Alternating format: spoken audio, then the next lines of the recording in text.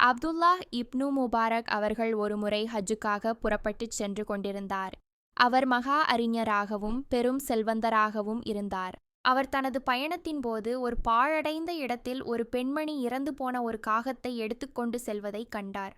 இதைக் கண்டு திடுக்கிட்ட அவர் அந்த பெண்ணை பின்தொடர்ந்து சென்று, சகோதரியே, ஏன் இந்த செத்த காகத்தை எடுத்துச் செல்கிறீர்கள்? இது ஹராம், தடுக்கப்பட்டது அல்லவா என்று கேட்டார். அந்த பெண் முதலில் பதில் கூறவில்லை.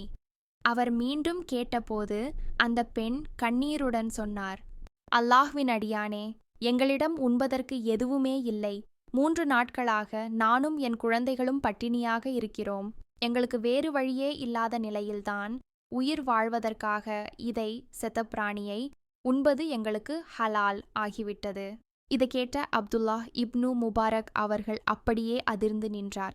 அவர் ஹஜ் கடமைக்காக தன்னிடம் பெரும் தொகையை வைத்திருந்தார். அவர் உடனடியாகச் சிந்தித்தார், நான் ஹஜ்ஜுக்குச் செல்வது இறைவனின் திருப்தியை பெறத்தான்.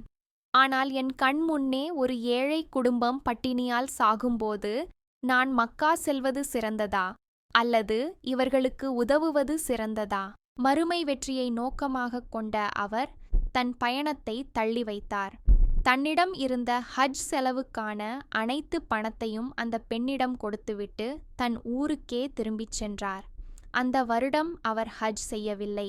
ஹஜ் முடிந்து மக்கள் ஊர் திரும்பியபோது அனைவரும் இப்னு முபாரக் அவர்களுக்கு வாழ்த்துச் சொல்ல வந்தனர்.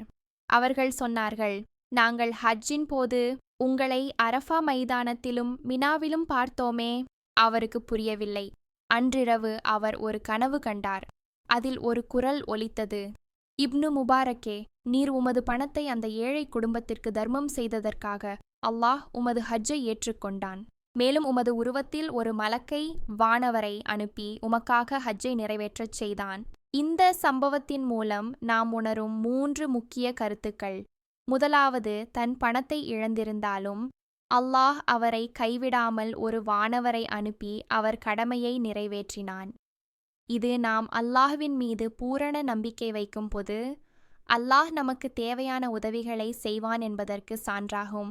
2, உலக அளவில் அவர் ஹஜ் செய்யவில்லை என்றாலும் இறைவனிடத்தில் அவர் மிகப்பெரிய வெற்றியாளராக முஃப்லிஹூன் மாறினார்.